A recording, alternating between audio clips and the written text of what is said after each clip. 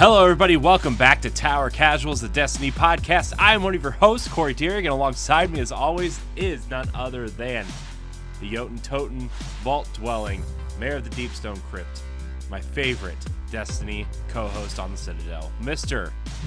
Josh Finney. Corey, it has been a week. It has been a Destiny week. It's been a week. Not even just busy, personally. I mean, it has been busy personally, but nothing but good things over here. Good vibes. So much Destiny, man. Every time that Bungie dropped something this week, I was in the middle of doing something else, like family related or like work prospects, and I'm like, oh my god, or like I'm driving and I'm getting today I'm driving, I'm getting messages about the interactive trailer that came out. I'm like, guys, I have to be somewhere. Please stop. Oh my god, who bought who? That was the first question I had. Right. I was actually afraid that somebody else had been bought, and no, it was just people sharing a video with me, thank god. And then on the way back from said lunch meeting, I had our friend Johnny blowing up my phone with all the details from the TWAB, because I can't be trusted to read it on my own when I have a free minute, apparently. Man, it has been a crazy week, though. We had, on Monday, we found out about that apparently Google and Bungie had been in talks about sharing technology, and that may still be going ahead for cloud computing.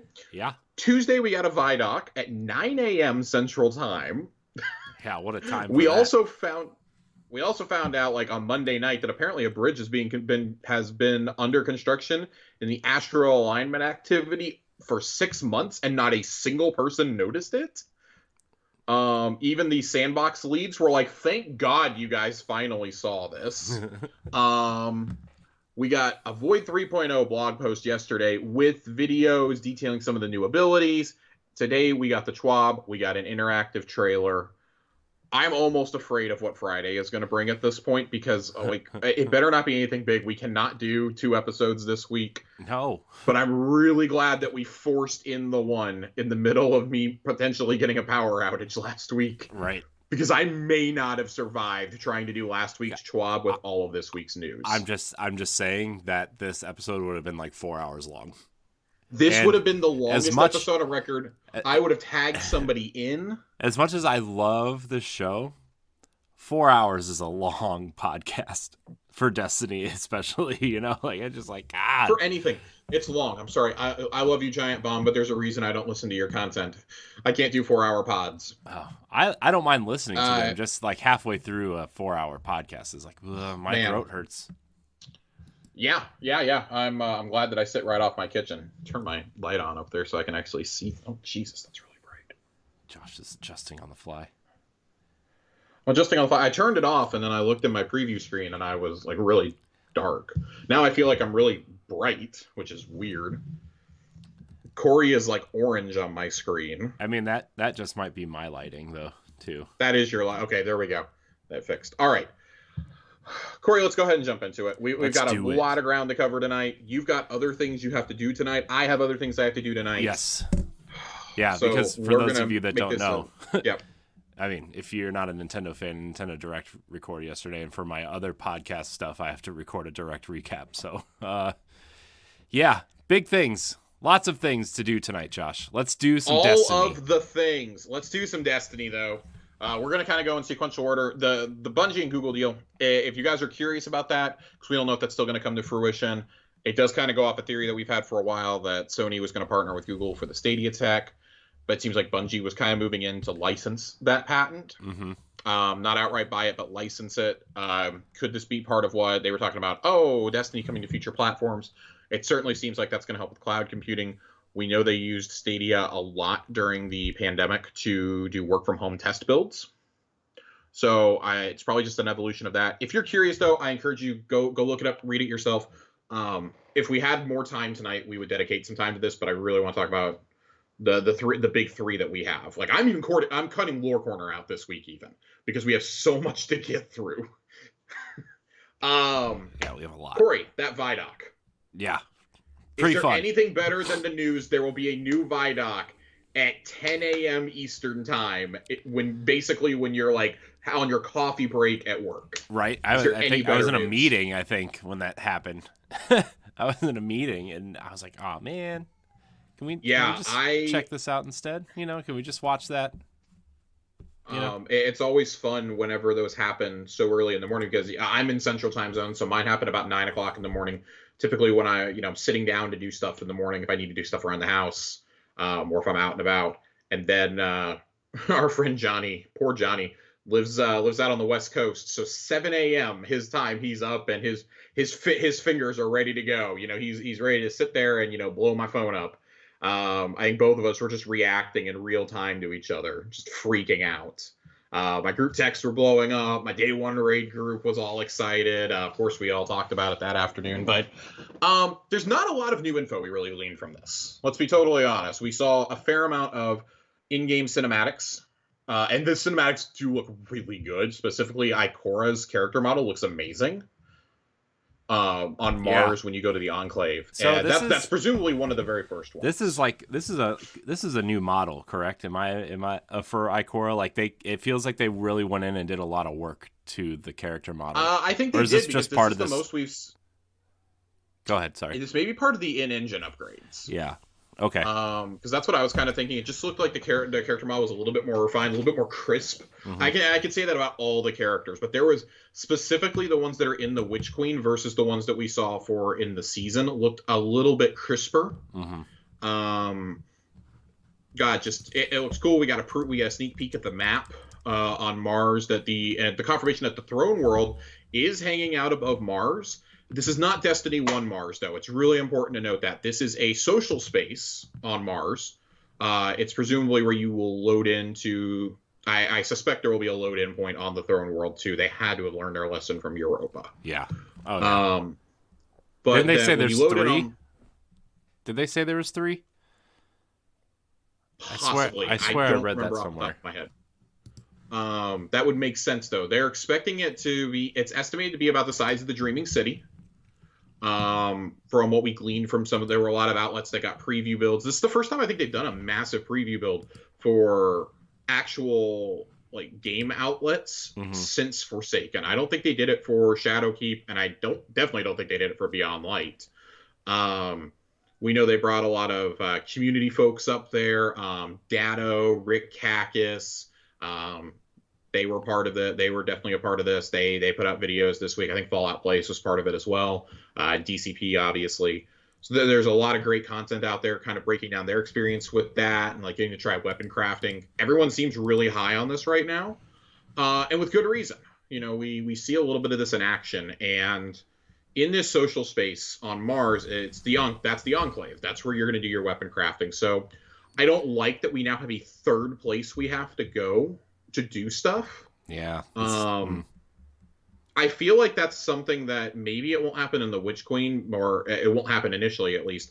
But I feel like if the Helm does become our permanent tower next year, that they will have to make a copy of the relic and take it to the Helm, because I don't really want to have to go in a rotation of 3 different places. It's already bad enough I can't pick up seasonal stuff or umbrals in the tower or pick up my vendor stuff in the Helm on a bounty board. That's already bad enough.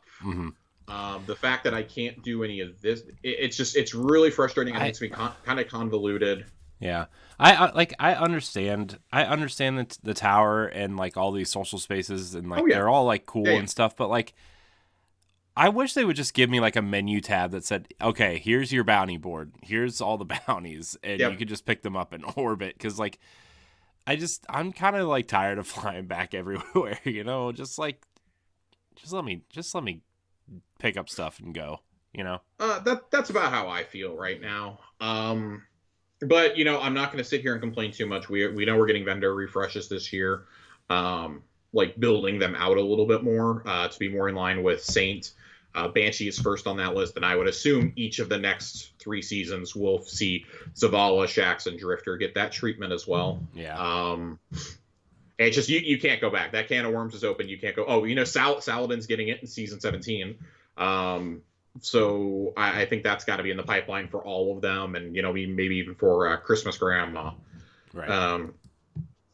But further on, what we see in there, we got the name of the season, and this is the first time they've given us the season name before the season in 5 or 6 of them, I think. Yeah, it was definitely. I think.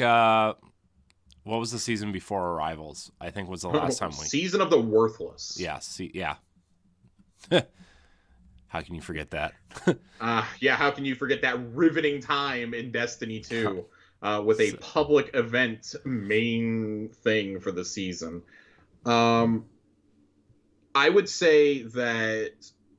So first off, we know that this is Season of the Risen, which I'll leave you guys to speculate on what that means. We do know that it ties in directly with the events of the Witch Queen, which is the first time they've done this with one of the seasons. Hunt was largely separate from Beyond Light. It very much was a continuation of Arrivals. Like, I think you can consider the path to the Witch Queen really starting with Arrivals. Arrivals did lead into the events of Beyond Light, but more so, it really was the beginning of Savathun's story. Yeah. If you watch today's interactive trailer, they really drive that home. Yeah, it almost feels like they had to somehow introduce the darkness while ramping up Savathun's story, so they just had two coinciding stories run together, right? And I mean, which was fine. I think it still worked. Like Hunt, despite whatever you may think about Wrathborn Hunts, the story was effective. It served to introduce us to Crow, which we really needed. Yeah, Crow's connection to the Traveler. And really set us on this path of, getting him and Foe Cyrus the Tower. And of course that sparked the events of Chosen and Splicer, and now where we are with Lost. Right. If you watch the ViDoc, there's very clearly some imagery that is from the Exorcism mission that we have not gotten to play yet. You can see the Savathun's crystal being engulfed in light. Yep. Saint and the Guardian both covering their faces. Yeah. By the way, that big shot in the trailer of just everybody standing there and Zavala's like addressing them. I know it's not everybody, but like, God, what a shot. It's very much like, it's like, and I liken this to a friend of ours. I says that he goes, I think it was Nerd Generalist goes, is this our assembling the Avengers moment? And I says, I don't know about that. I liken this feels like everybody in Zavala's office, because that is a cutscene from the season. Yeah. Because you can very specifically see where Zavala's head is in one of the scenes is the shot that we saw on the Schwab a couple weeks ago. Yeah. That is from Season of the Risen. I liken this to the 2012 first Avengers movie when they all team up to fight Loki. Maybe the Age of Ultron lineup. I think Lightfall is our Infinity War moment with the final shape being Endgame. Yep. Whoever's left picks up arms in Endgame. Yep.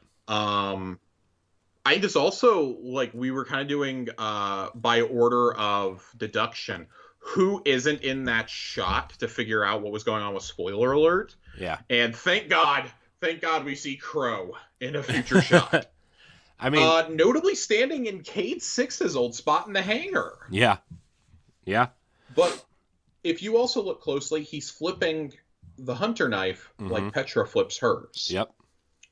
And this could age very poorly in a matter of like 3 or 4 days. Is Petra possibly the spoiler alert? Is she possibly the subject of that? It's not Queen Mara. Queen Mara seems like she's going to have a decent amount to do with this story from the marketing. Now, whether she dies during that is another question entirely. But I think if you're going to axe anybody off in the story, the logical choice is the time is up for Eris, I feel. Yeah, but isn't she in that shot? She is in that shot. That doesn't mean that she won't be at risk later on, though. I pulled up the picture. So it's you, Crow, Shax, Anna, Saint, God, Saladin. Why can't I? And Eris are the people in the shot. Ikora is also in it. Oh, she's not in the one that I have. Ikora is, so in one of the images, it shows it's when the Guardian is walking out of the room, she's walking with the Guardian. Oh, okay. Well, I mean, I knew she was in, like, she's obviously like a big part of it, but I don't think you can pull a bait and switch with Osiris, like promising us he's going to come back all season and then just kill him off. That would be really unceremonial. I hate to say it, but I'm like inching more towards my theory of it maybe being Glint. Maybe Crow's ghost is killed. Yeah, you really think they would do that? Savathun? You really think that? I do. This is Bungie, and I mean, what better way to make Uldren question his loyalty to the Vanguard than to kill off his ghost? Or do they steal Glint to harvest the light? So that's been my other theory for a little while. Is that how it happens? Like, at the core of everything is, what do they mean when they say survive the truth? And I want to talk. I know that's not something specifically addressed in the ViDoc, but with us being 10 days out, we're kind of piecing together things. The realistic thing, I think, if you haven't come to this conclusion, is I think one of the questions we have to ask is, did Savathun actually steal the light, or is that just our interpretation of it, and we can't accept that maybe the Traveler resurrects her if Mara tries something? Mm-hmm. Or maybe the Traveler blesses her with the light. Is that entirely possible? Because, I mean, Gaul took the light. He was not given the light by the Traveler. We were told in the ViDoc repeatedly that the lines of light and dark are gone. Mm-hmm. That, what is light, what is darkness, what is good, what is evil at this point.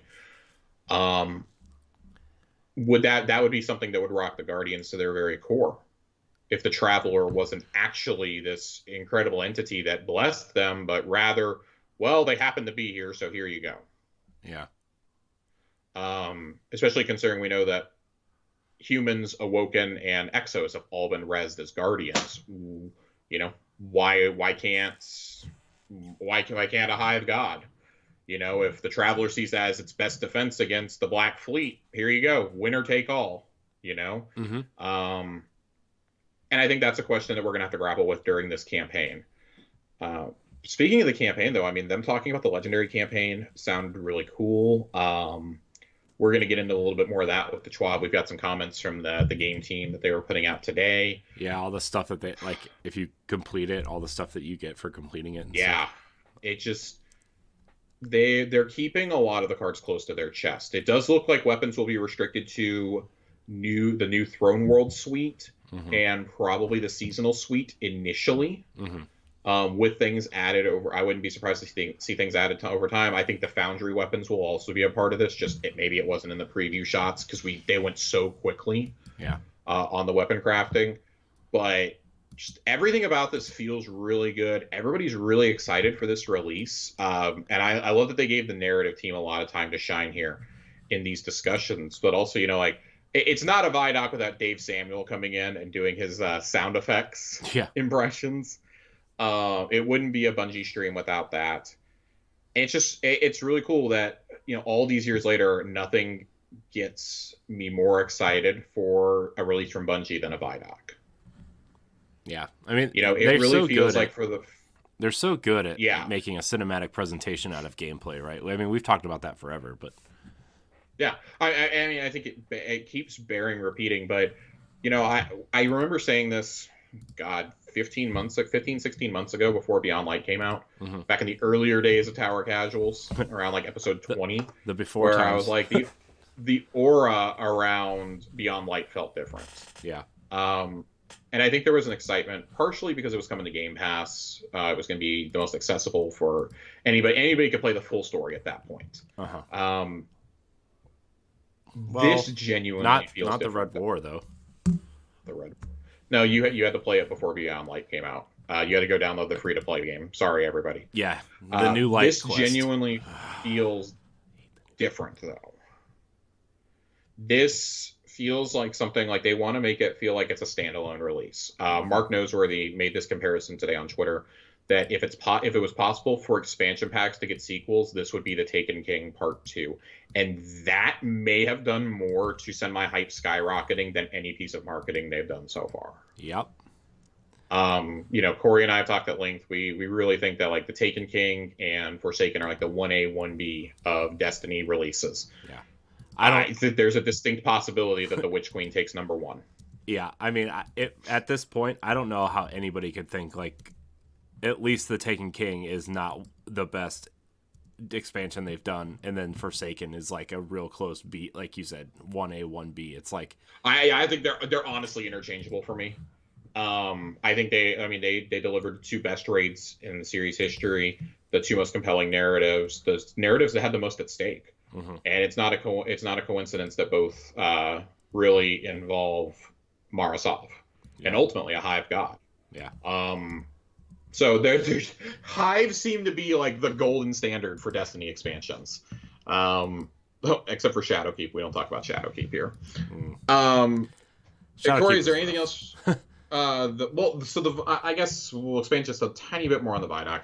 Yeah. We saw a little bit more of the exotic weapons in action. The worm grenade launcher looks absolutely nutty. The Cabal missile launcher. Yeah, the one that incredible. launches like 20 missiles at a time or whatever. It's like I can't wait to see how irreparably broken that exotic ends up being on day one. Dude, it's I can't wait comically... for them to come out and say it's nerfed for.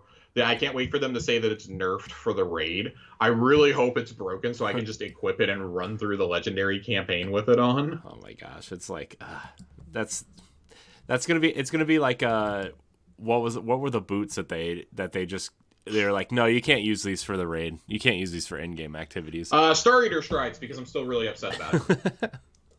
They never bothered to fix them either. Yeah, I know. That's why I was like dreading, because they hadn't shown us one of the hunter exotics yet. Even after the ViDoc, they didn't show us the next hunter exotic. They didn't show us any of the Void 3.0 stuff for hunters during it. I was like, oh god, I'm really scared here. Yesterday and today, stoked those, kind of got rid of those fears. Not stoked, but reassured me that hunters are not being left out in the cold, metaphorically or literally. Just everything about this looks so good. There's 6 pieces of exotic armor for you to find. There's 8 exotic weapons. There's so many weapons in this expansion, man. There's so many. They're saying that they estimated in the ViDoc that there's around 40 to 50 weapons, like new weapons, to get. Yeah. Across every activity in the Witch Queen. I don't think that includes the seasonal weapons either. It's just like what they're shipping with the Witch Queen. If it does include the season, cool. Then there's like 6 to 8 of your weapons right there. But this is what we wanted from these expansions. This is what we want on annual releases. Now if we can just get into a regular cadence of PvP and Gambit maps, I think we'll all be happy. Yeah. Is there anything else you want to cover from the ViDoc before we move into the combination of the TWAB and the Void 3.0 breakdown? No, because we're gonna cover it during the TWAB. I thought, man, I really enjoyed watching it. I watched it twice. I think it was the first time I watched a ViDoc. Had time to watch a ViDoc twice in a long time, and it was. I'm just like, I'm ready to go. I've probably watched it 3 or 4 times myself. Yeah. I'm ready to go, man. I'm ready. 10 days, man. 10 days. There was an interview that Joe Blackburn did with Polygon. I want to kind of do this as an aside. I wasn't really going to bring this up, but it does regard weapon crafting and just some common questions people were going to have about weapon crafting, and he kind of got out ahead of it. I wish they would have detailed a little bit of this in the ViDoc or in some TWABs or some sort of official marketing material. Mm-hmm. But right now, there's no weekly limits on the amount of weapons you can craft. The goal is to keep the old viable and not immediately trash them. You'll want to hold on to your favorite weapons, and you're free to do so as you wish. Seasonal artifact mods will interact with origin perks. The ritual weapon will not be craftable. It is a permanently fixed roll. That is, of course, the shotgun this season. Random drops have the potential to hold exclusive perk options, incentivizing you to get out there and get a drop instead of just crafting, which is great. I think it keeps the pursuit alive for people, right? That was my biggest question was, is that going to be something that, I can just craft my god roll? Well, maybe you can't. Maybe your god roll has to be an RNG. You can get really close with crafting, but you can't get that last perk or something. That seems like a Bungie thing to really keep you in that gameplay loop for the hardest of the hardcore. And then there will be an origin perk for the seasonal weapons this season called Land Tank. It grants damage resistance for multiple kills. So Land Tank, it's kind of fitting. It's a Cabal season. The tagline has been, Keitel has sought answers this season. She will get them. Yeah. Leading to speculation is the return of Callus. What is that javelin-looking thing that we're wielding in the art? And that Zavala's calling upon Keitel. I really should have covered this during the ViDoc, but Keitel's alliance with Zavala's finally calling on it. His emissaries are there with us in the tower. Saladin and Crow meet with Zavala and us in the tower hangar. And it's just like, yeah, they're going to use the light suppression technology that was being developed during Season of the Worthy and during Season of the Chosen and get ready to deploy it. Like, it's continuing these storylines. And I think that's what you have to do. Yeah. Like, is it safe to assume that the spring is always going to be Cabal themed? Because this is three springs in a row that this has happened. I mean, I don't know. I think it's just the way the story is falling, and like they really want to capitalize. I think so too. I just think it's extremely coincidental. It's really funny that it keeps happening this way. Yeah. So I guess we'll find out if Lightfall launches with a Cabal season next year or a Cabal raid or something. Yeah, I guess we'll find out. But let's go ahead. Let's jump into this TWAB. It's not a monster one. The TWAB. It's not a monster TWAB, but we are going to deviate partway through to have a discussion about Void 3.0 when we get to that point of the TWAB. So again, of course, we kick off with the ViDoc with the interactive trailer. Both of those super cool. Especially, I love the interactive trailer. It's got lore tidbits all through there that kind of remind you of the main story beats and how Savathun's really been a pain in the ass since Oryx came to the Soul System. Yeah. After he died, she started making her moves. There's the Shrieker with Savathun's song, which may actually have some relevance. It makes me a little upset that it's not in the game anymore. Regarding the Void Light crystals, they were seeing if they could harvest the light from there to use themselves, and that was before Savathun was even here herself. The Shrieker was summoning her, basically. It kind of recaps the events of Shadowkeep, of Interference, and of course of this whole year. That's just, it's crazy. It's very well done storytelling. I think there was a purpose to everything. If you never knew what the purpose to Shadowkeep was, this tells you if you haven't picked up on the clues yet. And I know that story in particular is a little bit hard to follow at times. It's not just Eris and the Pyramid. It is Savathun controlling everything from behind the scenes, wanting us to wipe out, and we do wipe out the remainder of Oryx's bloodline. So it's basically just her. She is like the only hive left. That's her goal. All about that Void 3.0. Here we go. By the way, when we did Void 3.0 the first time when they first announced it, those are our highest viewed breakout videos on YouTube. It's wild. That's wild. One of them has I think the Hunter one has over 3,000 views. Jesus. I don't understand how. There are people who have explained this significantly better than me. But I'm going to do my best here. Again, I would encourage you, as we always do whenever we do one of these breakdowns, if you're listening, if you have questions, you're not really following what we're saying, please pull up the Bungie dev post that came out on the 9th of February. Follow along with us as we go through some of this and attempt to explain it. Let's see here. Because we're going to go through this 2 more times this year with both Solar and Arc. So this will give us some practice. We're going to skip a lot of the paragraphs at the beginning. It's kind of like the what they're thinking behind all of it is. We're going to go over the terminology, though, that's used. Similar to Stasis, how Stasis had its own type of terminology. They've developed that for Void, Arc, and Solar as well. So Void, suppress. You may have heard me and John talk about suppression before, specifically with the oppressive darkness grenades that we like so much, that give us like plus 20% to plus 20% debuff to every enemy that it touches.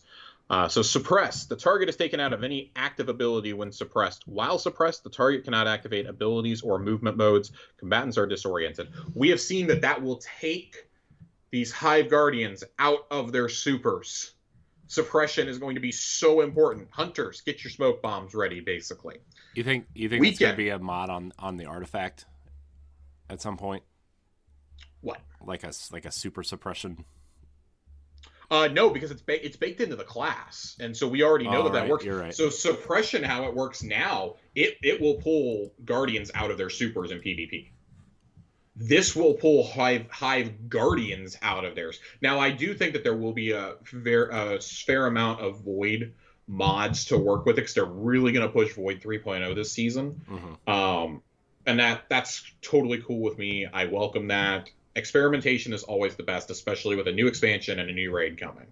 And now everyone can suppress. Weaken. The target takes increased damage, has slowed movement, and is disoriented. Volatile. The target will explode in a void detonation upon taking additional damage. If the target dies before Volatile has taken enough damage to detonate, the detonation happens anyways. So basically, they'll always blow up. Invisibility. Player vanishes from sight and does not appear on radar. Overshield. Grants a protective barrier that immediately stacks on top of existing health, shields, and intercepts incoming damage. Overshield reduces the damage taken from PvE combatants.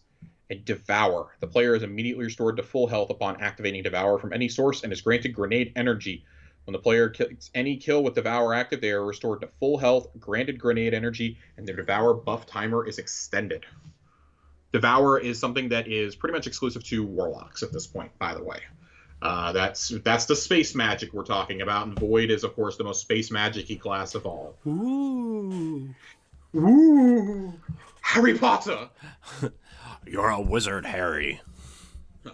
You're a wizard, Zavala. Titans. Speaking of Zavala, Titans. We're going to start with Titans. 10 points for Gryffindor. 10 points for Ravenclaw. Previously, the two supers, Ward of Dawn and Sentinel Shield, were tied to one another from a control standpoint, so the Titans had to use a similar input and sit through a chunk of the Sentinel Shield activation animation before Ward Bubble was created. That is gone, ladies and gentlemen. It is gone. Woo. The activation is near instantaneous now for the Bubble Titan. There will no longer be I hit the wrong button, the wrong combination for my super. I cannot tell you how many times that's happened in high-end PvP with our Titans. It's not their fault. It's just there's a limited amount of inputs on a controller. Mm-hmm. It is what it is. With Void 3.0, these two functions are separated, which means Ward of Dawn is now nearly instantly activated. In addition, it has been moved to the fastest super cooldown tier, making it much more available to the Titan need. It's much better as a reactionary defense tool. So as an example, if a hunter were to jump at you and cast Blade Barrage, the Titan can now pretty reliably activate Ward of Dawn before any enemy super lands and survive as a result. Yes. Just as before, Sentinel Shield will allow you to traverse the battlefield, bashing foes with the shield or tossing the shield as a melee attack. Thrown shields will damage opponents and apply Volatile if controlled demolition is equipped, while Shield Bash kills will grant a full overshield. There are 3 Titan aspects to choose from with Void 3.0. Controlled demolition. Hitting a target with a Void ability or volatile detonation will make them volatile. Bastion. This is the one I'm excited for. Casting Barricade generates overshield for yourself and nearby allies. Those bunkering behind the shield will regenerate overshield over time and extend the overshield's duration. Ooh. An offensive bulwark. While you have overshield or are inside the Ward of Dawn, grenades charge significantly faster and you have increased melee damage. You also gain an additional shield throw for your Sentinel Super Shield. This is awesome. It is awesome. This is very much taking a page out of the Stasis playbook where your abilities are meant to complement one another, and it's no surprise the Titan one is based around meleeing. Meleeing and being the literal shield for your fire team. I'm excited to see how this plays with the Titan exclusive glaive that shoots the mini bubbles of light out. Yeah. That's what I'm most excited for here, I think. But Corey, you are the resident Titan. How are you feeling about these changes? You know, I'm a scrawny hunter. I don't have big shoulder pads. Yeah. I'm so excited. I'm so excited. You have no idea how excited I am. The fact that I can pop Ward of Dawn and survive a hunter super. No, I'm really excited. I think there's a lot of good things here. Obviously the Sentinel shield is pretty much the same, it feels like, but everything else is just such a great change. You know, I'm excited to use the glaive and watch the bubbles of light pop out and be able to like use that to my advantage as a Sentinel, right? Because I mean that's my main class. Like as a Titan, yeah. The Sentinel is my main class. Like if I'm going, you always wear the helm of Saint 14. Too. Yeah, and I mean that's why. I mean that's the only helmet. It's the only helmet that looks cool, first of all, but it's also like it's the perfect helmet to go with the Ward of Dawn. And I'm so excited. Right. Oh. Well, Corey, we're going to move on ever so briefly to the Hunter. Let's do it. Hunters prioritize movement and stealth in the heat of battle. Whether it's enjoying a few moments of tactical recalibration and a tense encounter by briefly vanishing after dodging attacks, or setting snares and traps that disorient and slow opponents, a fight with a hunter is always a study in agility, surprise, and deadly precision. In addition to the Spectral Blade Super, which is unchanged, I should add, it's one of the two super, that and Nova Warp are not being changed at all. The Shadow Shot variants that hunters are accustomed to, Deadfall and Mobius Quiver, will still be found in Void 3.0, but there are some changes to be aware of. Mobius Quiver will now fire volleys of 3 arrows that will track targets and make them volatile if they are tethered. In addition, with Deadfall, the Void Anchors that are dropped after Shadow Shots will now pull enemies towards it when it impacts a surface or a target. The Snare Bomb melee ability will now weaken opponents, and in PvP, players caught in a Snare Bomb will have their HUD removed and an obscuring effect applied for a short period of time. This is great because Hunter Smoke has been dog shit for as long as I can remember. It's been bad. Omnioculus is the thing that made it good again. It has not been very good otherwise. There's something else that does that. What's the other thing that does that? Because I know, like, sometimes I get hit and, like, the screen gets fuzzy and my radar disappears.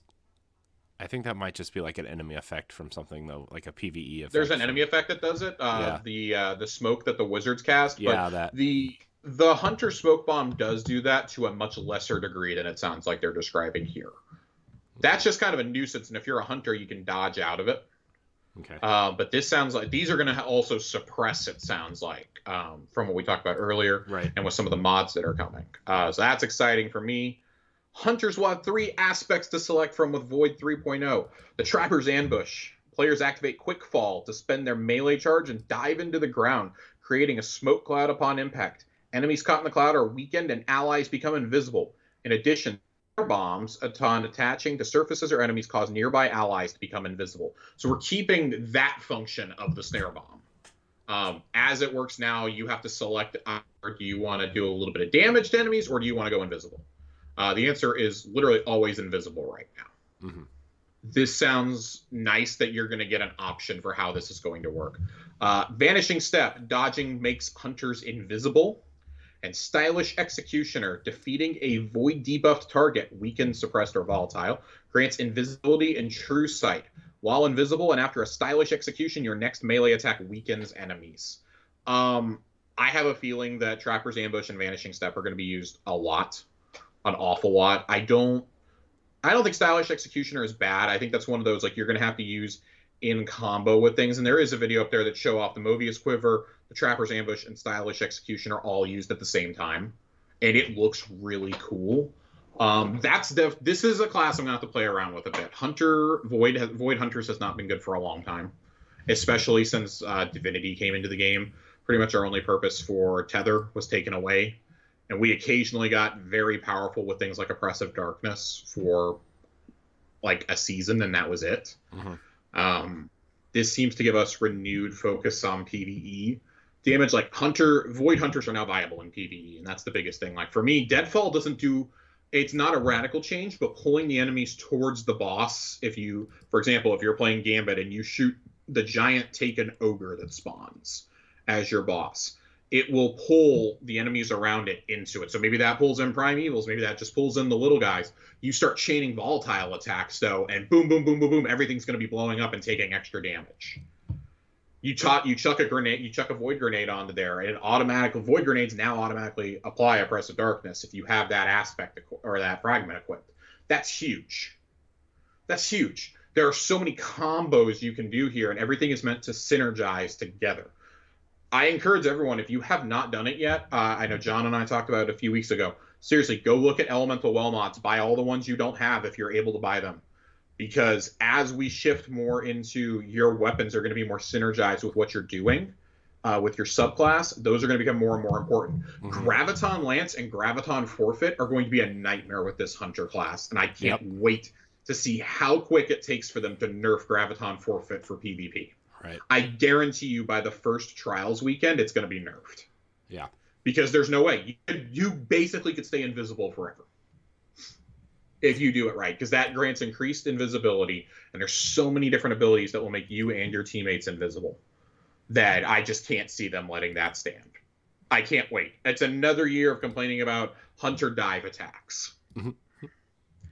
But let's move on to the last class, our favorite dress wearers, the Warlocks. Yes. When they aren't nose deep in ancient texts, Warlocks are floating across the battlefield, healing allies and creating havoc amongst their foes. The Nova Warp Super lets Warlocks quickly teleport from one spot to the next, and players can choose to let it loose with a deadly Void Eruption. With the Vortex Super enhancement, a player's Nova Bomb will now draw enemies into the singularity it creates, damaging them once inside. And casting a Nova Bomb with Cataclysm will cause it to travel across the battlefield and seek out enemies. Detonations will shatter into smaller Seeker projectiles, and shooting the Nova Bomb will cause it to detonate early. So that can be, I feel like Nova Bomb can be used really strategically here for a couple different reasons. I'm excited to see how much damage that Vortex does if you chuck it at an enemy boss. Say you throw it at Atheon, will it sit there and just keep doing damage over time along with, like, the Hunter Tornado? Because if so, man, you have that, you throw a Divinity on it, and then you're shooting it with all your heavies. That could be a really potent combo right there. Right, yeah. So I'm excited to see how Vortex works. Now, Vortex is the one I'm most excited for here. The Warlock melee Pocket Singularity fires an unstable ball of void energy that detonates when it nears enemies, pushing them away from the blast and making them volatile. Destiny designer Mike Humboldt expects this melee will find particular use in the Crucible. We do a lot of testing in PvP, and knocking someone who's trying to shotgun rush you off the map with Pocket Singularity is always a good time. The Warlocks will have 3 new aspects to wield, including Chaos Accelerant. Hold down the grenade button to overcharge your Vortex, Axion Bolt, Scatter, and Magnetic Grenades. Magnetic Grenades overcharge into handheld supernovas. Feed the Void. Defeat an enemy with a Void ability to activate Devour. Of course, we covered Devour earlier. That is a favorite of Void Locks who run those abilities. This is probably the one I'm most excited for of all 3 classes. This is going to get me to play my Warlock. This one aspect alone. Child of the Old Gods. Cast your Rift to summon a Void Soul. When you damage an enemy with your weapon, your Void Soul will launch itself towards them and detonate nearby, attaching draining tendrils which deal damage and weaken the target. When your Void Soul deals damage, it restores either melee and grenade energy if you are running Healing Rift, or health if you are running Empowering Rift, to back to you. Defeating an enemy who is being drained grants Rift energy. Samuel Dunn, who is on DCP tonight, DCP Fire in Line. Everybody go check that out. It's an interview with him, Kevin Yanes, and of course it's hosted by Fallout Plays.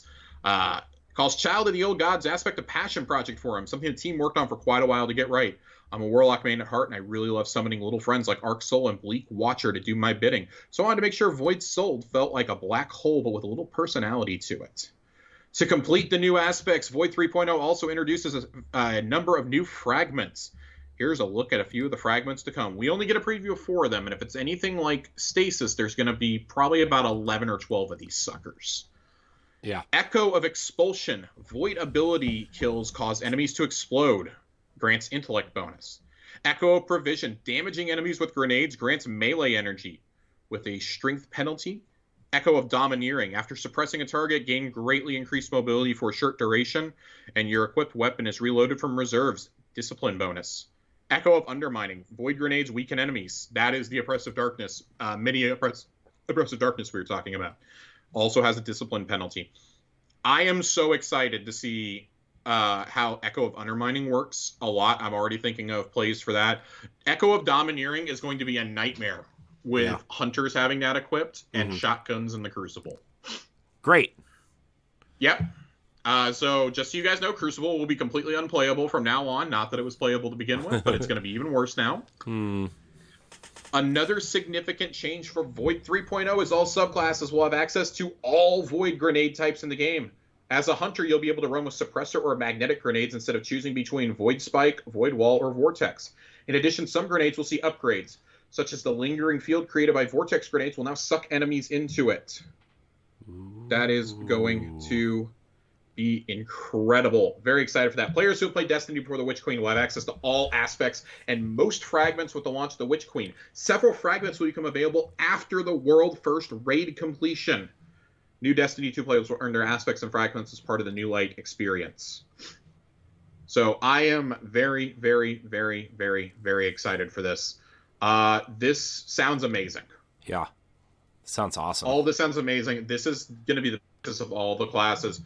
They talked in the ViDoc a little bit about how what their philosophy was behind Void, and it was clear Void needed the most love, I think, across the game for all types. Yeah, I would argue Arc is a pretty damn close second. For Titans, I would argue that Arc is first. For Titans, I mean, I would argue for Hunters, Arc is I don't know, but I think Void also has probably the most utility of any of those classes based on the existing super. Because you have Nova Bomb, you have Bubble/Shield, and you have Mobius and Deadfall for Hunters. Right. No Hunter is running in the hardcore PvE activities running Void Knives. That's very much a Crucible thing. Just like Stormcallers aren't really running in the high-end PvE. They're staying in the Crucible. Right. I want to see some of this stuff brought to more relevance, and I think that's a lot of what they're doing with these 3.0 updates. Our friend A1 Johnny just messaged me, and he says, confirmation Tether activates much more quickly than it does in the game currently, and applies the same debuff. It applies the debuff the second it hits, so you don't have to wait for the animation to finish to pull someone out of their super. Amazing. You love to see it. It's awesome. Because right now, if you shoot it, you still have to hit the ground before it activates. Right. For Deadfall. That's really, really, really aggravating. There is a much simpler way to look at a lot of this in the TWAB today, in the TWAB breakdown. And I would say that's the majority of the TWAB today, frankly, is Void 3.0. But if you had any questions, there you go. And it does sound like Sentinel Shield and Ward of Dawn are completely uncoupled from each other now. Like they're going to be their own individual supers you have to select, which is exciting to think about. I like that a lot. I'm looking through here, making sure there's nothing else that we need to cover with those specific abilities.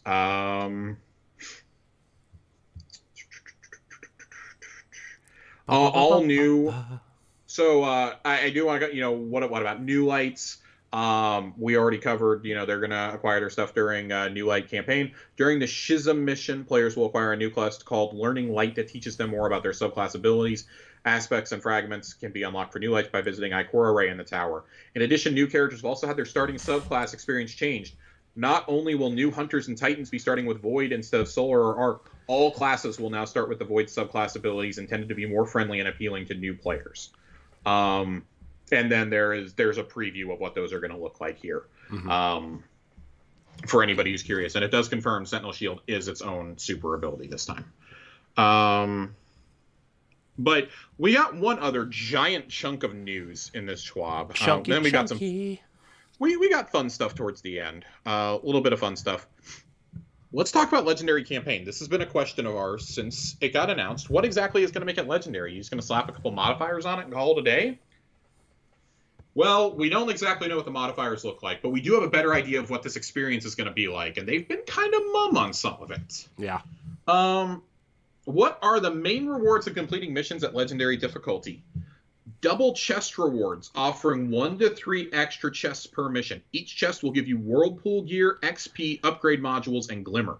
Ooh. Legendary players will be able to earn Throne World armor and unlocks at a faster rate. Basically, higher the risk, higher the reward, especially when getting to the new power level soft cap in the Witch Queen. This is a baller piece of art that is going to be the Legendary select screen, by the way. What, this one with underneath? The 3... Yes, that is confirmed to be the one that we see in-game when you select the Legendary version of a campaign mission. That is the art you will get. That's awesome. I love it. Also, the thumbnail for this cool. episode. Hey, thanks for that one, Bungie. Thanks for giving it to us without any writing on it. We really appreciate you. Yes, thank you. Are there any unique rewards for completing the story on Legendary difficulty? Completing every mission on Legendary will reward players with the following. A new emblem exclusive to those who completed at Legendary difficulty. A triumph required for the newest title for Savathun's Throne World. A set of gear 20 above the soft cap at 1520 power level. And that is confirmed to be a full set of armor and 3 weapons, 1 for each slot, guaranteed. 8 upgrade modules. New Witch Queen exotic armor that is typically reserved for PED Lost Sector drops. And exclusive Bungie rewards. More on that in the future. I suspect we'll learn about that either next Thursday or Tuesday when the game actually launches. Yeah. Some players have been asking, is this a difficulty to be feared? How challenging is it? To set difficulty expectations, the Legendary campaign is designed to be harder than a Legend Nightfall, though easier than a solo dungeon or running a Grandmaster Nightfall. So I would suspect somewhere like on a lower level Master Nightfall, probably. So I don't want to give anybody any false expectations, but probably what something like the Devil's Lair feels like on Master. Yeah. Maybe like the Hollowed Lair. Maybe one that's not like hard, but definitely requires some thinking is probably what you can expect. So maybe what the Hollowed Lair feels like on Master is probably like a benchmark I'm setting for myself on how these are going to feel. Right. Enemies are more difficult and more aggressive. They also have higher damage resistance, more of a challenge to stagger, and shields are stronger to unmatched damage types. The challenge of Legendary also comes from switching up enemy interactions and infiltration, like swapping out an elite for a boss or having an influx of more red bar foes. And they have confirmed this will scale. If you want to go at this alone, you can go at it alone, and you're going to have a different experience. They're going to take some of the enemies away, and they're not going to make them as powerful, but it's still going to be just as challenging because you're soloing this. Right. That's cool. That's will cool. feel like soloing a dungeon, I feel. Yeah. That's cool. That's cool, but I really like what they say here. Can I over-level this content? Each mission will cap your power similar to raid contest mode so that all Guardians have an even playing field to avoid feeling like every step is a grind. The mission launch screen will have a skull displaying each mission's max effective power. If you are underleveled, be prepared for a bit of a tough fight. So basically all of us going in on day one, going straight for Legendary. Ladies and gentlemen, I will be in the trenches with you. We are starting. The first mission is confirmed to have a starting light level on Legendary at 1360, and it will get worse from there. Yeah. You will catch me stacking bounties next week and saving up paracausal halls from Xur to better try and survive this. But having multiple chests throughout a mission, because they've said chests will not just come from the end now. You will get them from encounters throughout the missions. If you fight like a mini boss partway through or something, you'll get a chest, and so you can level up during the missions. I'll be saving a few paracausal halls to be popping and burning through the upgrade modules that I've procured already. The mighty are forged in battle, but is it that way for solo players? We've had a lot of aspirational content, but Legendary gives us a chance to give solo players more equal footing with those that opt into playing with a fire team. Enemy damage and health scales to match your fire team, though it won't be 1-to-1 because triple the boss health is not fun. Even still, it will be enough to keep even a veteran trio on their ornamented toes. We also didn't want to trivialize darkness encounters compared to solo play, so you're limited to 1 revive per player for each darkness zone and a shared timer of 40 seconds before an automatic wipe happens. We've said it time and time again, but you've got to stay close to your friends and be ready and able to pick them up when they fall. Will players be able to tone things down if Legendary is too much for their playthrough?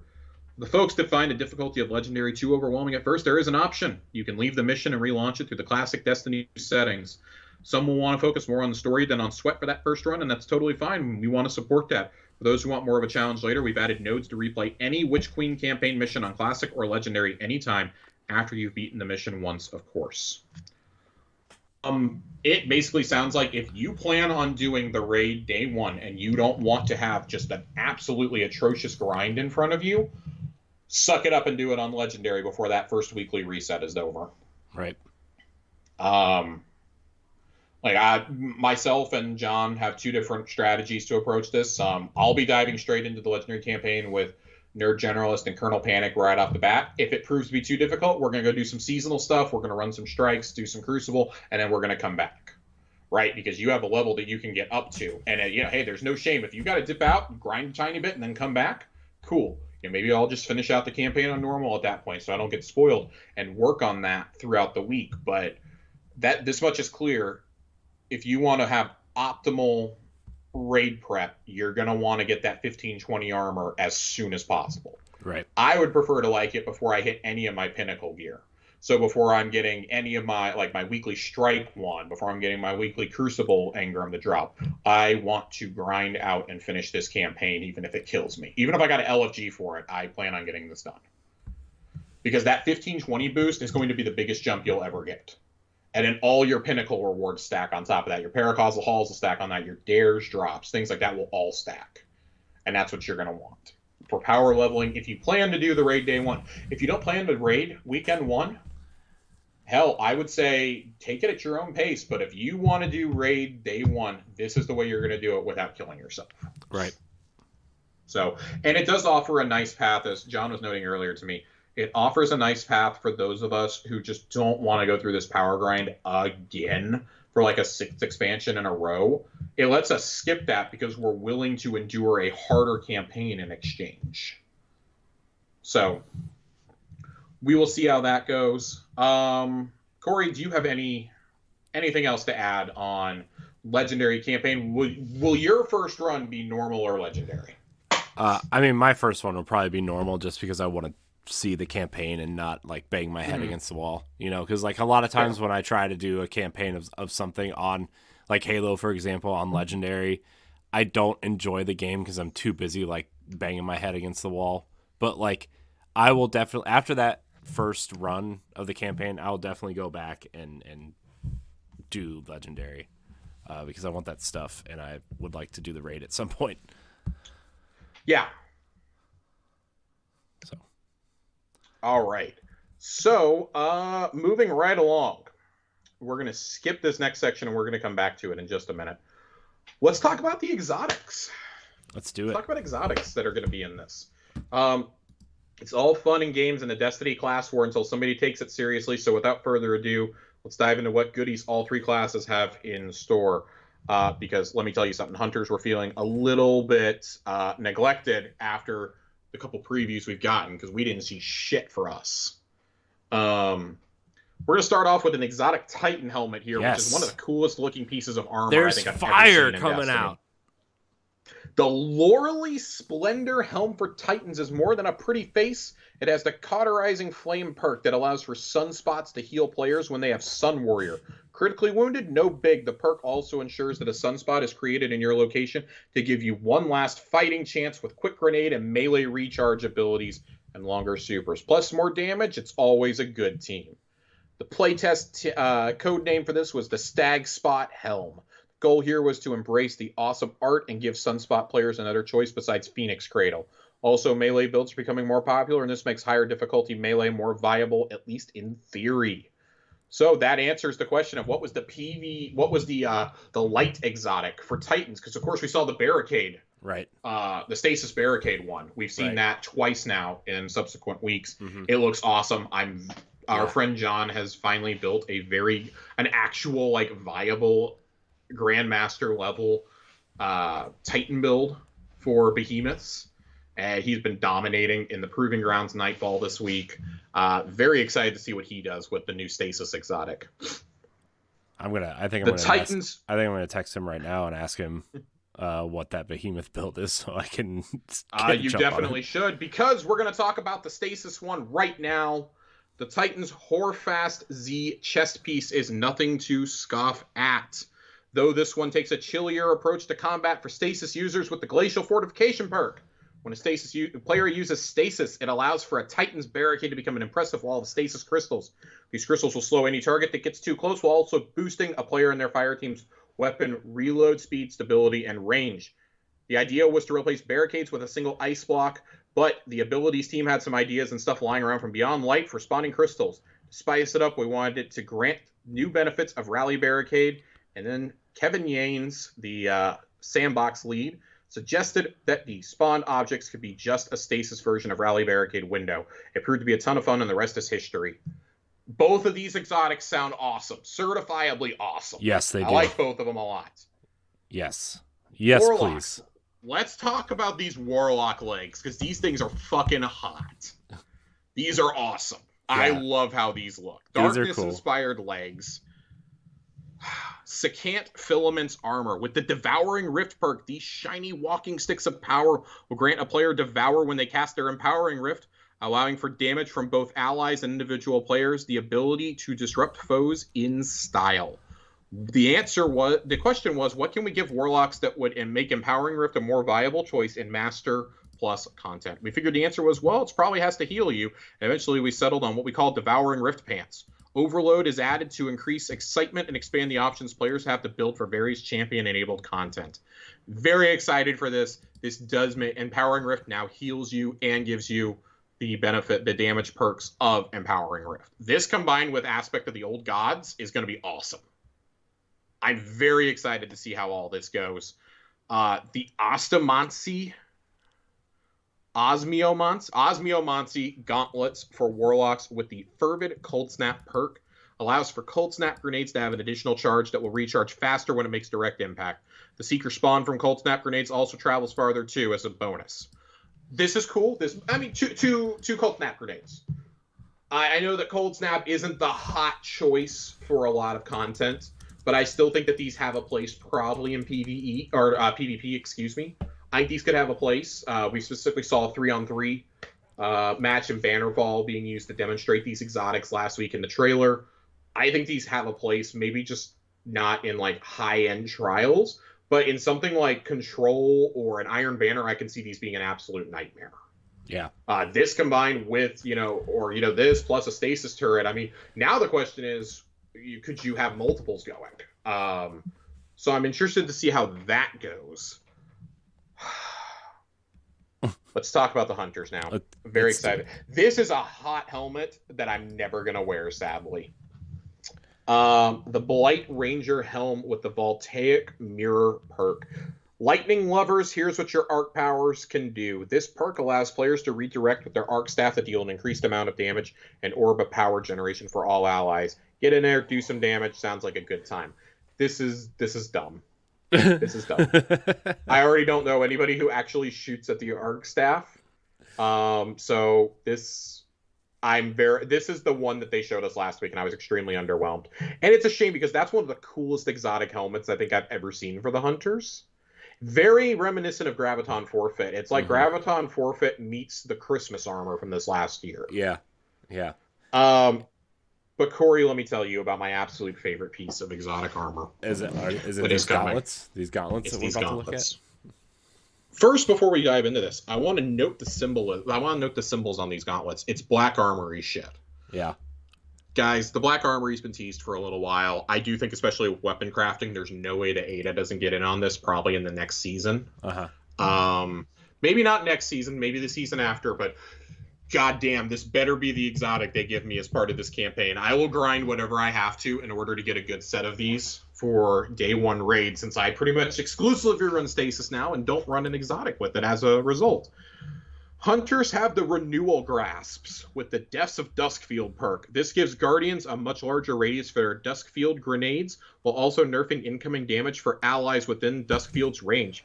Any targets locked within that space will deal a reduced amount of damage, so go make the Hive cry. Stasis Hunters now have a sort of mini Silence and Squall they can deploy with a grenade. This gives Revenant's Hunters the ability to play with a more team-focused role or to play more of an aerial denial control game than they've been able to before. On the surface, this does not sound incredible. That Silence and Squall line, though, makes me really hopeful for this. I'm going back to the drawing board with my Stasis build. I already get my grenade pretty frequently. I get my melee's almost always up. Oh, man. I can't wait. I feel like this is going to be essential in those day one. Of all 6 exotics, I feel like this is really the one you're going to want to have on your day one team. If it pans out the way that we're hoping it does. Of course, I'm bracing myself for a nerf. We don't get anything good. Hunters don't get good armor without it getting nerfed, so I'm bracing myself right now. Very, very worried about it. But God, I wish the gauntlets looked cooler. Every other piece of armor looks bona fide awesome, like almost best in class. This almost looks like something you would like, a blue that you would dismantle after you get your It looks like I'm wearing fucking Salvager Salvo on my arm, Corey. My forearm has the tube from Salvagers on it. I mean, it doesn't even look that cool. All I'm saying is there better be a hot ornament in the shop for this on day one. If there is, I'm buying it for silver. I don't even care. I will buy any ornament you give me. These don't look bad, but they look real bad when you look at the gauntlets I'm currently wearing, and I'm fallen-fied right now. Yeah. I'm real upset with these. These are going to stick out like a sore fucking thumb. I mean, yeah. But that's okay. That's okay. You have this, like, all this cool armor from the season, and then you're wearing this, like, plastic toy on your arm. Dude, it looks so bad when you see it on with everything else. Everyone else is like, oh, look at like the cool knife thing that the warlocks are wearing. Look at the cool helmet I can't use because arc staff is fucking useless. Look at those psychedelic pants the warlocks can wear. The Titan chest piece looks really cool when you like mix and match with some of the fallen stuff. That's gonna look real cool. Some of the deep stone armor. Slap the right shader on it. The flaming helmet. Do I even have to explain how cool that looks? And then what do I get? I get Salvage Salvo duct taped to my arm without grenades. They took the tube of my mountaintop and tied it to my arm is what they did. Josh, it's about what it can do, not about what it looks like. Watch this be the best I know, exotic. But Destiny is also a fashion game. I want to note they better have a really fucking good ornament. And I think they did this on purpose. I think my spin foil hat is coming on. Conspiracy Theory Josh hasn't visited us in a while. God. They've got ornaments ready to go in the shop for this. I'm sure they do. I'll tell you something. This is probably what I'm going to wear day one to the raid. But I'm not going to wear it when we load into the raid just so I don't have to look at it right away. I don't have to see it in the cutscene. I'll take a second to pause and put them on afterwards. I'm that petty. I do that when I load into Presage also. Wow. But I do think that this makes Dust Fields just as deadly as they used to be in PvP, and I think that's where all your complaints are going to come from is on the PvP side with these. Yeah. Which is a shame because it feels. I don't think that this sounds too outrageous, but I can see where it will be a gigantic pain. Yeah. And just at a certain point, I think you can nerf things, but like maybe nerf it on just the PvP side and not on the PvE side. Yeah. And they've gotten a lot better about that, but I really can't watch a third exotic in a row get completely nerfed because it broke the game or because it destroyed PvP. I really can't stand to see that happen to yet another hunter exotic. Yeah. That it's really going to bum me out, but I think this makes your grenade a lot more of a utility. Let's jump into. We don't have too much left in this swap. We're getting towards the end. Again, a reminder for when the game's going to go offline. February 21st, 7 p.m. Pacific, 10 p.m. Eastern. Mm-hmm. Destiny 2 will be brought offline. That is a Monday night. 2 hours later at 9 p.m. Pacific and midnight. Midnight. Eastern, Witch Queen will go up for preload for the hotfix 4.0.0.1, and then Destiny will be brought back online at 9 a.m. Pacific the next day, 12 p.m. Eastern, and the Witch Queen will be playable. Man, I am very, very, very, very excited. You should note, though, players using the PS4 download of Destiny 2 will be required to download the associated PS4 compatibility packs before playing the Witch Queen for the first time. These can be downloaded by launching Destiny 2 after preloading hotfix 4.0.0.1 during the downtime period. Once they have the compatibility packs have started downloading, players can and should subsequently close Destiny 2 to speed up download speeds. The PS4 download of Destiny 2 will be large, but players will have a similar installation size once the download is complete. This should improve the download and install of future PS4 patches. That has been a sore subject for a very long time in that community. Mm-hmm. You basically have to re-download the game every single time. Mm-hmm. So I'm looking forward to that not being a thing.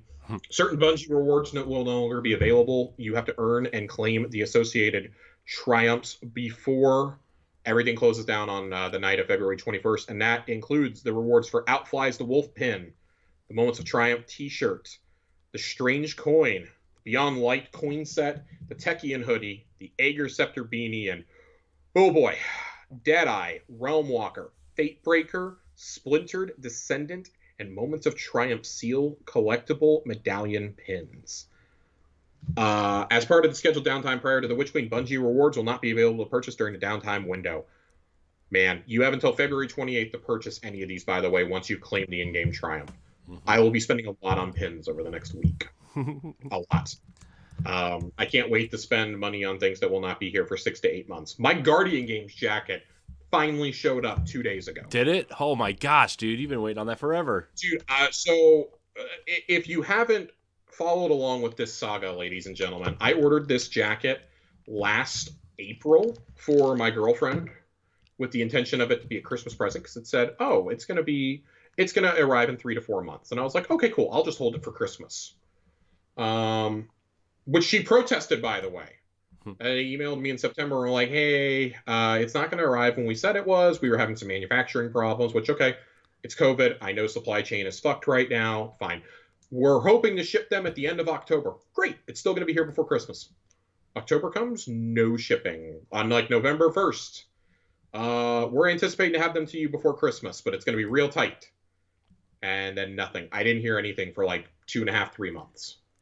Finally, at the beginning of January, they're like, "Yeah, you should have it very soon." And then I got an update 3 weeks ago that did not have it listed on their stuff anymore as of the 21st of January. Mm-hmm. People were talking about they've been getting theirs for like the last couple months, and I'm just starting to panic. Definitely panicking. That was like $60 that may be gone forever. The customer support for the Bungie store is really bad right now. Yeah. So I really don't want to argue about it. And it showed up. It still shows on my FedEx tracker that it has not shipped from Georgia. It has just been sitting there since like January 22nd or something. Wow. But it showed up a couple of days ago. It was supposed to be a Christmas present. It wasn't here. It was supposed to be a birthday present. It wasn't here in time. Chelsea got it as an early Valentine's present at this point.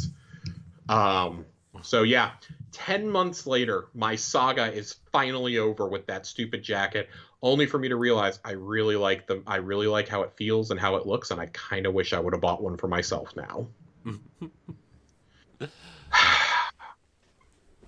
I hear eBay's a thing.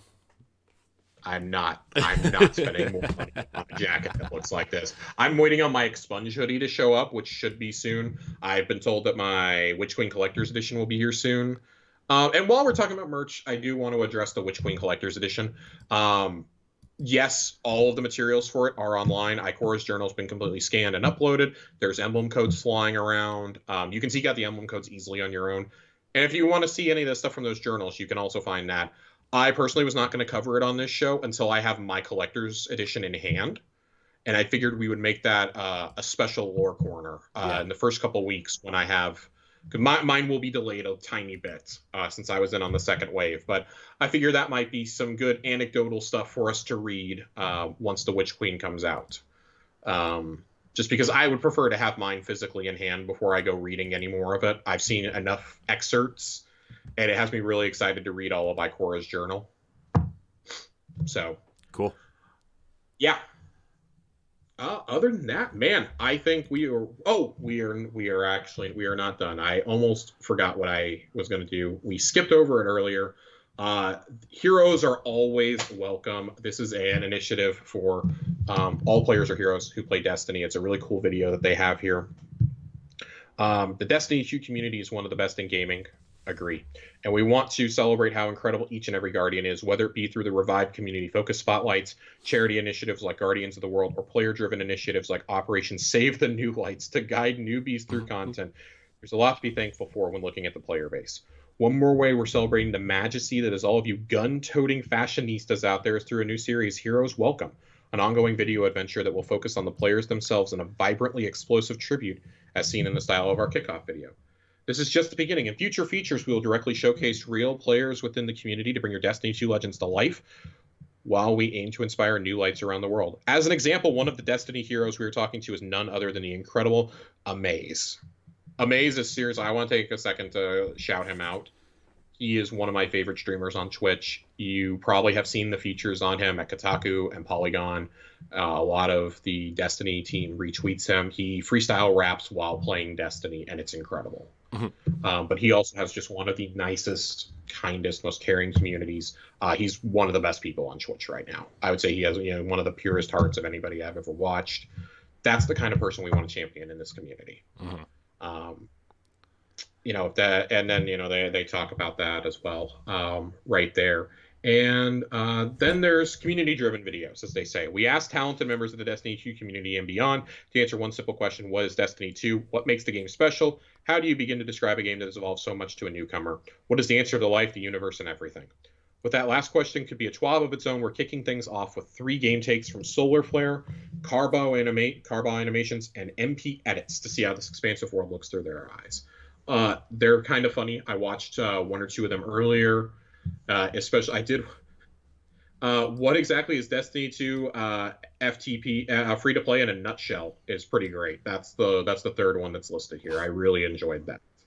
But the others are not crudely animated, but they're animated and they're meant to be funny. This is the kind of stuff we want to see. You know, we've championed a lot. The movie of the week for years, we've championed that. There's a remix. There's a music remix on there this week. And then, of course, artist of the week has been a big thing. Really, really, really love a lot of the art that we've been getting. The Warlock Stormcaller from JJ Axe this week is particularly absolutely incredible. I want to do a better job at shouting some of those out on this show. Go! There's so many people making great art that will never get featured in Schwab's, unfortunately, for one reason or another. Oh, they weren't funny enough, or somebody already did their concept, a few years earlier or something. Right. There's a lot of amazing Destiny artists out there, though. And Bungie's been highlighting more and more of them. But, if you see a sweet piece of art, retweet it, give props to the artist. It's really cool. I really like the banner initiative they were doing for Twitter with those, letting people create the banners that they wanted to for the Witch Queen. And then they've been featuring a different one each day. And some of them made them free to use. I'm using one of the ones that was submitted by none other than Destiny the Meme. They made one, and it's because the girl who runs that is actually she's really funny, but she's also an awesome artist. Her account's the Everdrift, and so I have her hunter that she designed with the glaive as my header image now. But there's one more thing I want to do. I know I said we were going to skip Lore Corner tonight. This is the final thing Corey and I are going to do. It's not Savathun lore, though. I want to be really clear. I was going to do some more Savathun lore. Plot twist. I don't really know where else to go with this, with Savathun right now, because I have a feeling that everything's going to be upended next week, and we will get a couple more lore drops next week. We do know that. At some point next week. I'm just hoping, fingers crossed, that they come before Thursday. If not, this will serve as our final lore corner for Beyond Light, for Season of the Lost. Oh my gosh. I can't believe we're saying that. Final lore corner for Beyond Light. Oh my god. It has only been 16 months?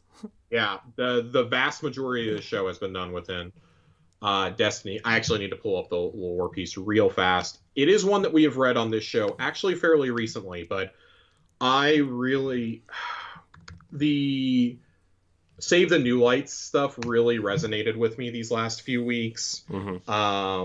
And I've really, really, really been enjoying it. God damn it. Why is this? Josh is typing furiously for you audio listeners. Josh is upset because stupid Ishtar Collective did not like my spelling of Gallarhorn. We're going to read Gallarhorn again. Spell it right. I left an L out. Excuse me. Yeah, I left an L out. I wanted to read this one more time because I don't think there's anything that better encapsulates being a blueberry in this game than our canonical blueberry friend Randy. Of course, he's been featured in Randy's Throwing Knife. He's been featured on a few other pieces throughout the years.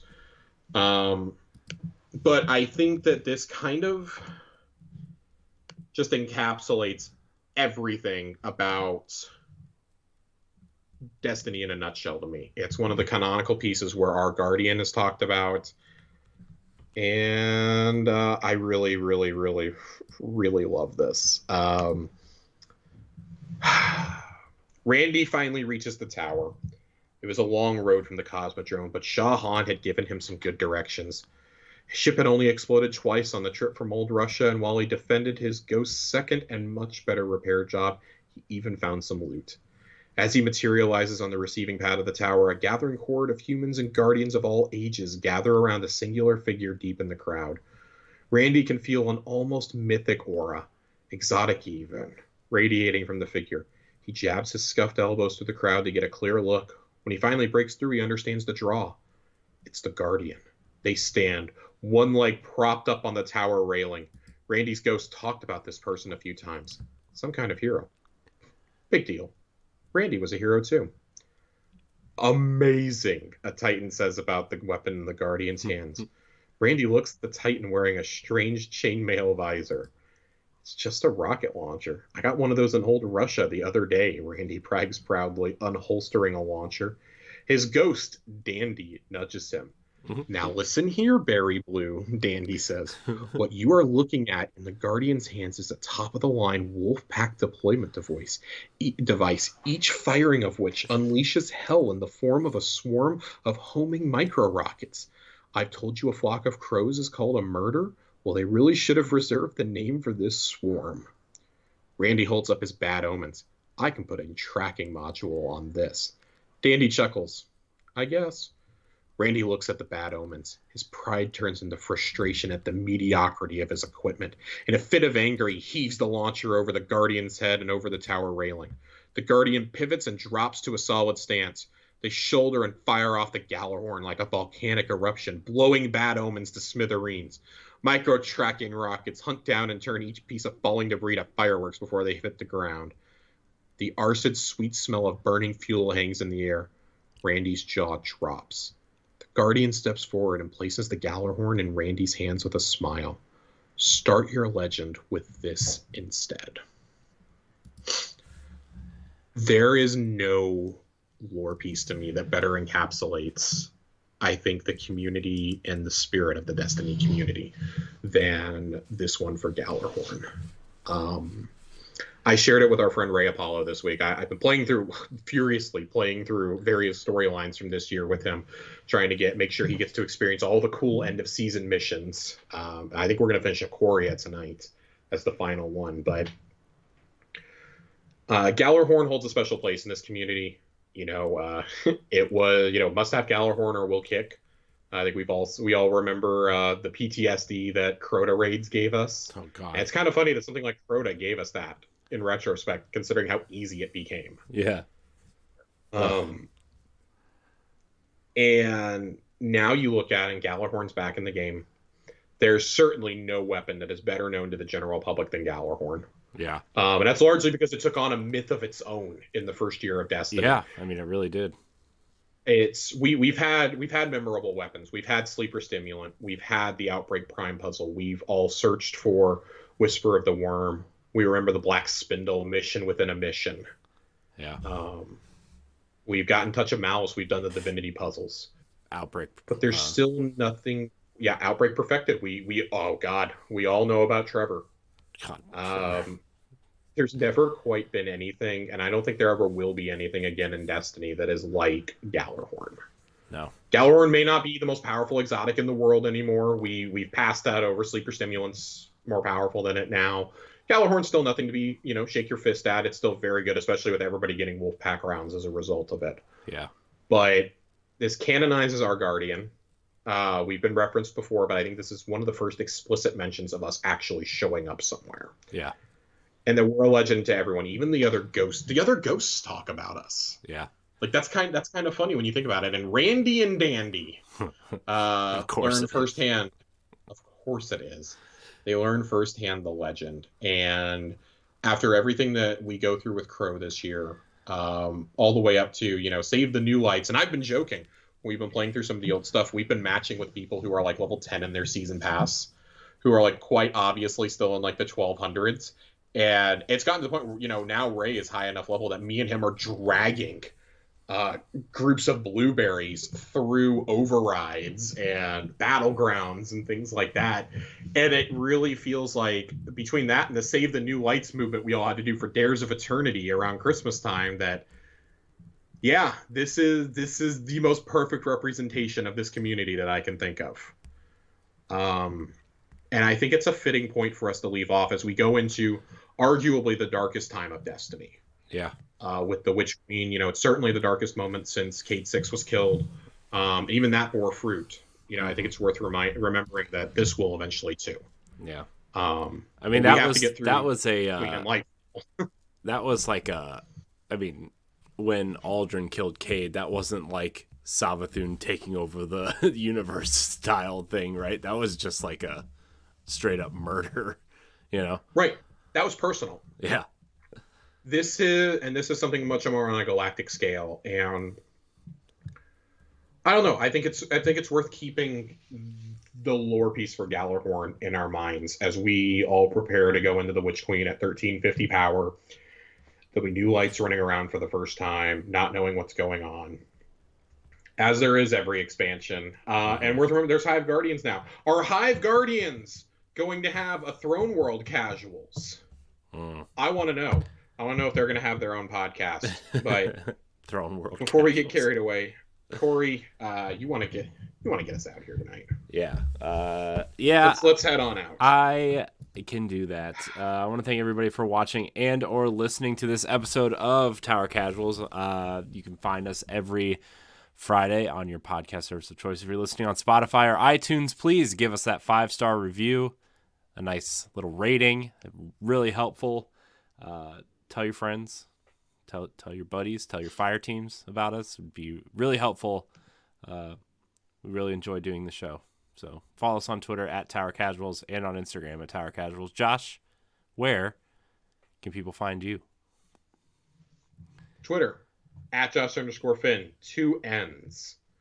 And assuming AT&T gets here within the next 8 days and fixes my internet to properly let me stream and have Twitch open at the same time on my laptop and not crash my whole network, I'm planning to stream my run of the Legendary campaign as soon as the game drops. You'll have to deal with me getting kicked out and probably hanging out in the queue talking for a while. I'll be more than happy to talk. I'll be more than happy to talk lore, talk about anything that we're able to find out and ascertain while we're in the waiting room. But I do plan to stream our attempts both at Legendary campaign, at any new strikes that may be a part of this, seasonal content, and of course the climb to be day 1 raid ready, as well as the day 1 raid. I do plan on streaming all of that, assuming AT&T gets it all together here in the next week and a half. Assuming. Here's to assuming. It's a big assumption.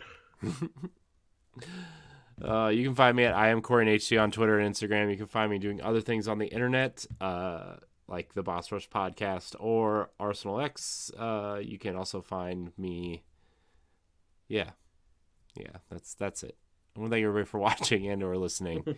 And until next week, Guardians, we love you.